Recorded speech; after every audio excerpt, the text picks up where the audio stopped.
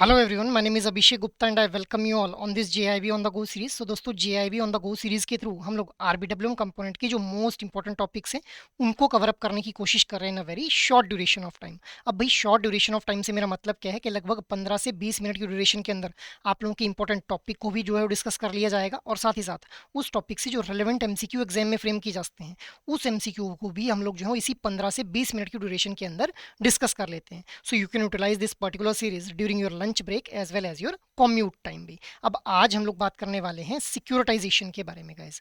But before moving ahead I just want to let you know guys कि भाई previous year questions, most important topics और most important MCQs, ये तीनों ही factors बहुत ही prominent role play करते हैं किसी भी एग्जाम को क्वालिफाई करने में। तो दोस्तों अगर आप लोगों का भी यही कंसर्न है रिगार्डिंग योर जीआईबी एग्जाम, तो आप लोगों की स्क्रीन के ऊपर अभी जो डॉक्यूमेंट आप लोगों को दिख रहा है, इस डॉक्यूमेंट का लिंक आप लोगों को इस वीडियो के डिस्क्रिप्शन में देखने के लिए मिल जाएगा, जहां से आप लोग previous year questions, most important topics और most important MCQs for each and every component of GIB exam को एक्सेस कर पाएंगे, और वो भी बिल्कुल free of cost. So you can have a look on that particular document. After that अब हम लोग आते हैं आज की डिस्कशन के ऊपर। तो देखिए गाइस, सिक्योरिटाइजेशन से हम लोगों को लास्ट साइकिल्स के अंदर भी एग्जाम में क्वेश्चन देखने के लिए मिले हैं। जैसे मई 2023 के अंदर हम लोगों ने क्वेश्चन देखा था विद रिस्पेक्ट टू सिक्योरिटाइजेशन। तो भी गाइस, जो भी हम लोग इस पर्टिकुलर सीरीज के अंदर टॉपिक डिस्कस करते हैं, वहां से कहीं ना कहीं लास्ट साइकिल के अंदर हम लोगों को जो क्वेश्चन हैं वो देखने के लिए मिले हैं। तो आप लोगों ने इस सीरीज के अंदर जो कंसिस्टेंटली जुड़े रहना है, सो दैट आप लोग अपनी प्रिपरेशन को स्ट्रीमलाइन कर पाए भी। आफ्टर दैट अब हम लोग अपनी डिस्कशन को स्टार्ट करते हैं सिक्योरिटाइजेशन से कि भाई सिक्योरिटाइजेशन होता क्या है गाइस। तो देखिए, सिक्योरिटाइजेशन सुनने में बहुत ही एक टिपिकल सा वर्ड आप लोगों को लगता है, बट इसको हम लोग बहुत ही ईजी एक कॉमन लैंग्वेज के अंदर समझने की कोशिश करेंगे। अब देखिए, होता क्या है कि बैंक्स के द्वारा अलग अलग तरह के लोन्स जो डिस्ट्रीब्यूट किए जाते हैं, कॉन्ट्रेक्चुअल डेट्स जो डिस्ट्रीब्यूट किए जाते हैं। अब जब इन लोन अकाउंट्स के केस में हम लोगों को जो डिफ़ॉल्ट देखने के लिए मिलता है, तो बैंक क्या करता है, इन लोन अकाउंट्स को जो है वो सिक्योरिटाइज़ कर देता है। अब सिक्योरिटाइज़ करने से मेरा मतलब क्या है, देखिए, बैंक्स के द्वारा अलग-अलग तरह के जो कॉन्ट्रेक्चुअल डेट्स हैं वो डिस्ट्रीब्यूट किए गए होते हैं। तो उन multiple kind of contractual debts को बैंक पहले क्या करता है, पूल करता है, इकट्ठा करता है। कौन-कौन से वो कॉन्ट्रेक्चुअल डेट हो सकते हैं, जैसे residential mortgages, commercial mortgages, auto loan, credit card debt या credit card debt obligation. So these are the example of contractual debts जिनको एक बैंक के द्वारा पूल किया जाता है। आफ्टर दैट बैंक ने जब इनको पूल कर लिया, तो इनको बैंक जो है वो सिक्योरिटाइज करके सेल आउट कर देगा to the third party investor in the form of securities. Securities जैसे बॉन्ड्स, पास थ्रू सर्टिफिकेट्स या फिर कोलेट्रलाइज्ड डेट ऑब्लिगेशंस। सो ये वो सिक्योरिटीज हैं जिनकी फॉर्म में ये जो पूल्ड कॉन्ट्रेक्चुअल डेट्स हैं इनको सेल आउट कर दिया जाता है to the third party investor. So this is securitization guys, ठीक है। आफ्टर दैट अब हम लोग कुछ इंपॉर्टेंट टर्म्स और सिक्योरिटाइजेशन के प्रोसेस को समझ लेते हैं गाइस। तो देखिए, सिक्योरिटाइजेशन की अगर प्रोसेस की बात की जाए, तो ये हम लोगों को एक टू स्टेज प्रोसेस देखने के लिए मिलता है। पहली स्टेज के अंदर हम लोग देख पाते हैं कि जो कॉन्ट्रेक्चुअल डेट्स है उनको पूल किया जाता है। भी कौन पूल करता है, क्या उनको बोलते हैं, उन्हीं की टर्मिनोलॉजीज को हम लोगों ने यहाँ पे देखना है। तो हम लोगों को सबसे पहले यहाँ पे बात करनी है ओरिजिनेटर के बारे में। ओरिजिनेटर कौन हो जाएगा यहाँ पे, bank will be considered as a originator. Originator हम लोग यहाँ पे बैंक को बोल रहे हैं, who will be transferring the assets या फिर asset to the special purpose vehicle, that is SPV. अब SPV is the second term जो आप लोगों को ध्यान में रखनी है। एसपीवी क्या है, स्पेशल पर्पज व्हीकल भाई। अब देखिए, ये स्पेशल पर्पज व्हीकल जो है वो किसके द्वारा जो क्रिएट की जा रही है, sponsor is responsible for creating this special purpose vehicle guys. तो तीन टर्म्स पढ़ ली। चौथी टर्म क्या है, obligor. Obligor, who is obligor here, who is liable to pay the debt. जो डिफॉल्टर है उसी को यहाँ पे क्या बोला जा रहा है, ऑब्लाइजर बोला जा रहा है गाइस, ठीक है। तो अब ओरिजिनेटर के द्वारा जो है एसेट्स को ट्रांसफर किया गया to the special purpose vehicle, क्यों किया गया, सो दैट बैंक जो है या फिर जो ओरिजिनेटर है वो अपने बुक ऑफ अकाउंट से जो बैंक्रप्सी है उसको रिमोट कर पाएगा इस, ठीक है। अब ये जो स्पेशल पर्पस व्हीकल है, इसने क्या किया, ये जो एसेट्स थे जिनको ओरिजिनेटर ने ट्रांसफर किया था इस एसपीवी को, इन एसेट्स को इसने क्या किया, रीपैकेज किया और सेल कर दिया to the third party investor guys. ये this is the stage two, selling of securities and claims भी। सो ये दो स्टेजेस का प्रोसेस हम लोगों को देखने के लिए मिलता है सिक्योरिटाइजेशन के अंदर।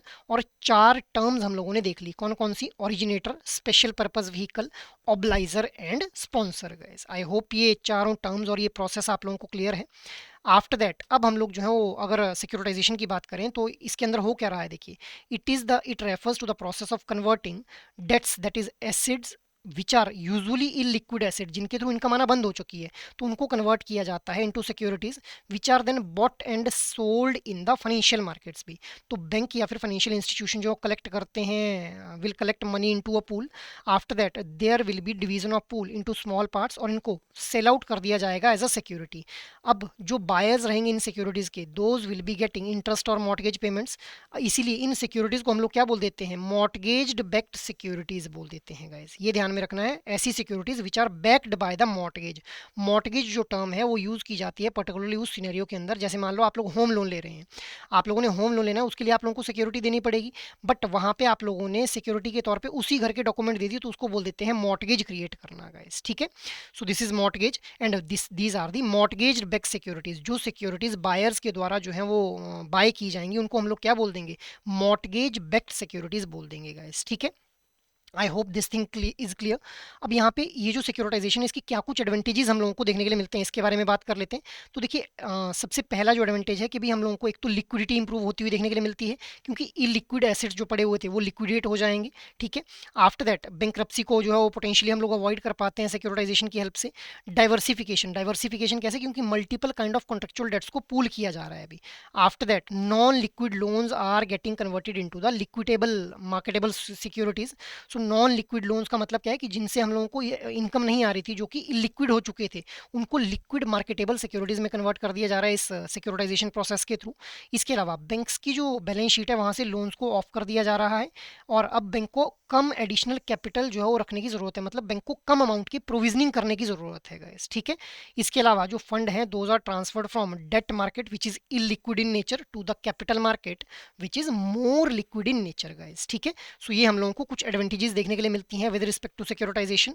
आफ्टर दैट लिमिटेशंस की अगर बात की जाए तो it is risky for the investor. क्यों रिस्की है, क्योंकि जो इन्वेस्टर है, जो थर्ड पार्टी इन्वेस्टर, उसको नहीं पता ना कि जो सिक्योरिटी वो बाय कर रहा है उसके अंदर किस किस तरह के कॉन्ट्रेक्चुअल डेट्स जो है हम लोगों को देखने के लिए मिलेंगे गाइस।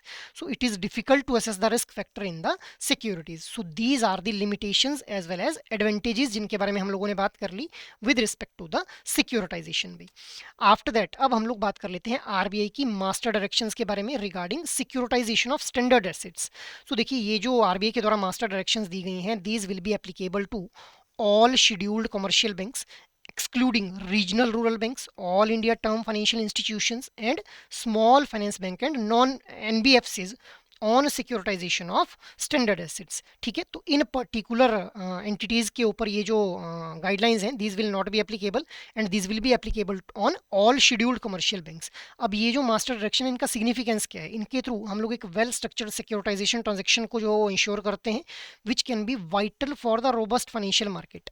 अब इनके थ्रू जो रिस्क डिस्ट्रीब्यूशन है उसको हम लोग जो है वो एनहांस कर पाते हैं और लिक्विडिटी को इंश्योर कर पाते हैं for the lender, so that वो नए तरह के लोन एक्सपोजर जो है वो डिस्ट्रीब्यूट कर पाएगा इस, ठीक है। इन पर्टिकुलर मास्टर डायरेक्शंस का ये सिग्निफिकेंस हम लोगों को देखने के लिए मिलता है। अब इन्हीं मास्टर डायरेक्शंस के अंदर हम लोग देख पाते हैं minimum retention requirement. Minimum retention requirement जिसको हम लोग MRR भी बोल देते हैं, इसकी फुल फॉर्म भी कई बार पूछी जाती है भाई। तो मिनिमम रिटेंशन रिक्वायरमेंट का मतलब क्या है कि भाई ऐसा नहीं है कि अगर जो बैंक है वो सारे के सारे लोन अमाउंट को जो है वो सिक्योरिटाइज नहीं कर सकते, they need to retain certain amount guys, उसी को बोल रहे हैं मिनिमम रिटेंशन रिक्वायरमेंट। तो ऐसे लोन जिनका ओरिजिनल मैच्योरिटी पीरियड 24 महीने या फिर इससे कम ड्यूरेशन का देखने के लिए मिलता है, वहाँ पे जो मिनिमम रिटेंशन रिक्वायरमेंट है that is 5% of the book value of the loan. मतलब बैंक की जो बुक ऑफ अकाउंट्स है वहाँ पे जो लोन की वैल्यू उसकी मिनिमम 5% बैंक को रिटेन करके रखना है, rest can be सिक्योरिटाइज्ड। After that ऐसे लोन्स जिनकी जो ओरिजिनल मैच्योरिटी है वो हम लोगों को 24 महीने या फिर इससे ज़्यादा देखने के लिए मिलती है, और या फिर बुलेट रीपेमेंट हम लोगों को देखने के लिए मिल रही है, वहाँ पे जो मिनिमम रिटेंशन रिक्वायरमेंट रहेगी that will be minimum 10% of the book value. मतलब बैंक के बुक ऑफ अकाउंट में जो लोन की वैल्यू है उसके 10% जो है वो रिटेन कर बैंक को जो है रिटेन करना है, रेस्ट कैन बी सिक्योरिटाइज्ड भी।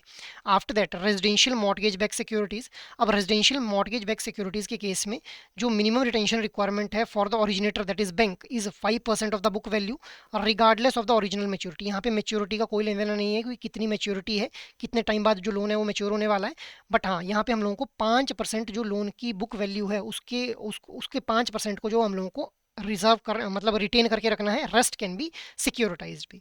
आफ्टर दैट आरबीआई के द्वारा जो है वो transfer of loan exposure directions आती हैं 2021 के अंदर, और वहाँ पे ये बोला जाता है कि जब भी एक बैंक ने सिक्योरिटाइजेशन करनी है तो बैंक का जो बोर्ड है उस बोर्ड का एक कंपलसरी अप्रूवल होना जरूरी है फॉर द सिक्योरिटाइजेशन गाइस, ठीक है। आफ्टर दैट नेक्स्ट हम लोग बात कर लेते हैं कि कौन कौन से एसेट्स जो हैं वो हम लोगों को एलिजिबल देखने के लिए मिलते हैं कि जिन पर्टिकुलर एसेट्स को जो सिक्योरिटाइज किया जा सकता है। सो रिवॉल्विंग क्रेडिट फैसिलिटीज़ जिसके अंदर कैश क्रेडिट अमाउंट या फिर क्रेडिट कार्ड रिसीवेबल्स आ जाते हैं। इसके अलावा ऐसे एसेट्स जो कि दूसरी एंटिटी से परचेज किए गए हैं उनको भी हम लोग सिक्योरिटाइज कर सकते हैं। Along with this securitization exposure मतलब मॉर्टगेज बैक या फिर asset back securities can be securitized. Along with this ऐसे लोन जहां पे हम लोगों को बुलेट रीपेमेंट देखने के लिए मिल रही है both principal as well as interest amount guys. So these are the assets which can be securitized under securitization guys. Next हम लोग यहाँ पे बात कर लेते हैं मिनिमम होल्डिंग पीरियड के बारे में। तो मिनिमम होल्डिंग पीरियड हम लोगों को क्या देखने के लिए मिलता है कि देखिए एक मिनिमम टाइम के लिए जो है वो बैंक को उस लोन को होल्ड करके रखना पड़ेगा, उसके बाद ही लोन जो है उस लोन अकाउंट को सिक्योरिटाइज कर पाएगा। So originating bank can securitize loan only after holding them for a minimum period too. ठीक है, क्यों ये मिनिमम होल्डिंग पीरियड जो है वो हम लोगों को देखने के लिए मिलता है? सो दैट हम लोग प्रिवेंट कर पाएँ passing the project implementation risk to the investor. Directly जो रिस्क है वो इन्वेस्टर को ना चला जाए, पहले बैंक जो इंश्योर कर ले कि भाई लोन अकाउंट से जो रिपेमेंट हो रही है गाइस। ठीक है, after that demonstrate a minimum recovery performance before securitization for better underwriting standards. So better way के अंदर जो अंडर राइटिंग है वो की जा सके, इसके लिए हम लोग जो है मिनिमम होल्डिंग पीरियड को कंसिडरेशन में लाते हैं। सो दैट एक मिनिमम रिकवरी परफॉर्मेंस जो लोन अकाउंट की हम लोग जो है इंश्योर कर पाएँ। सो this is minimum holding period. अब देखिए भाई मिनिमम होल्डिंग पीरियड को लेकर के ये टेबल बहुत ही इंपॉर्टेंट है आप लोगों के लिए। तो ऐसे लोन, अब हम लोगों को लोन की जो रीपेमेंट है वो देखने के लिए मिलते हैं, या तो वो वीकली हो सकती है, क्वार्टरली हो सकती है, मंथली हो सकती है या फिर एनुअली हो सकती है। ठीक है, तो सॉरी, वीकली, क्वार्टरली, मंथली और फोर्टनाइटली बेसिस के ऊपर जो रिपेमेंट हो सकती है। तो ऐसे लोन्स जिनका मैच्योरिटी पीरियड हम लोगों को 2 साल का देखने के लिए मिल रहा है, और अगर वीकली रिपेमेंट फ्रीक्वेंसी है तो 12 रिपेमेंट रिसीव हो गई होनी चाहिए बैंक को, उसके बाद ही जो लोन है उसको सिक्योरिटाइज किया जा सकेगा। फोर्टनाइटली और रिपेमेंट फ्रीक्वेंसी है तो 6 रिपेमेंट्स जो है वो आ गई होनी चाहिए बैंक के पास में, उसके बाद ही लोन को सिक्योरिटाइज किया जाएगा। मंथली रिपेमेंट फ्रीक्वेंसी के केस में 3 monthly payment should be received by the bank, only after that the loan can be सिक्योरिटाइज्ड। Quarterly repayment frequency के अंदर 2 क्वार्टर की जो रीपेमेंट है वो आ गई होनी चाहिए बैंक के पास, only after the loan can be securitized. अगर लोन का जो मैच्योरिटी पीरियड है वो 2 से 5 साल के बीच में है तो वहाँ पे हम लोगों को देखने के लिए मिलता है कि भी 18 रीपेमेंट्स आ गई होनी चाहिए बैंक के पास, उसके बाद ही लोन को सिक्योरिटाइज किया जाएगा। फोर्टनाइटली बेसिस के ऊपर 9 repayment should be received by the bank, only then the loan can be securitized. Monthly repayment frequency के केस में 6 मंथली रिपेमेंट जो आ गई होनी चाहिए बैंक के पास, उसके बाद ही लोन को जो सिक्योरिटाइज किया जाएगा। क्वार्टरली रिपेमेंट फ्रीक्वेंसी के केस में 3 क्वार्टरली रिपेमेंट जो बैंक को रिसीव हो गई होनी चाहिए, उसके बाद ही जो है वो क्या किया जा सकता है, लोन को सिक्योरिटाइज किया जा सकता है। इसी तरह से अगर लोन का जो मैच्योरिटी पीरियड है वो 5 साल से ज़्यादा देखने के लिए मिल रहा है तो वहाँ पे सिर्फ मंथली और क्वार्टरली रिपेमेंट फ्रीक्वेंसी है, तो 12 मंथली रिपेमेंट्स हो गई होनी चाहिए कस्टमर के एंड से, तभी जो लोन है उसको सिक्योरिटाइज किया जाएगा।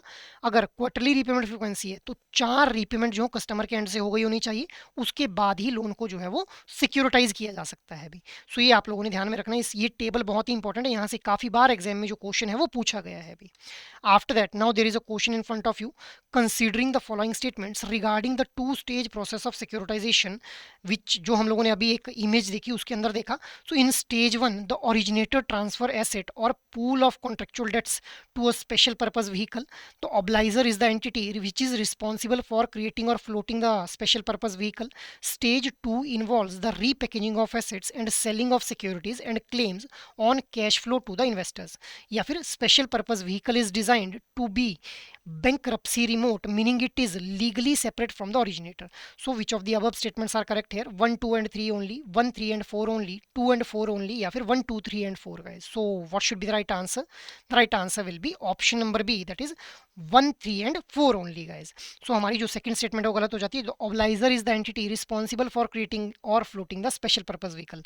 नहीं भी, जो special purpose vehicle है उसको create या फिर float कौन करता है? स्पॉन्सर के द्वारा किया जाता है। ऑब्लाइजर कौन है? Who is liable to pay the debt. तो ये स्टेटमेंट गलत हो जाती है, rest other are the correct statements भी। After that considering the following statements regarding minimum holding period requirement for the loan repayment frequencies. So for a loan with a maturity of 3 years and fortnightly repayment frequency, minimum holding period is 9. Loan with maturity exceeding 5 years do not have specified minimum holding period value for weekly or fortnightly repayment frequency in this table. if the loan maturity is up to 2 years, the minimum holding period for a monthly repayment frequency is half of the monthly minimum holding period for a fortnightly frequency.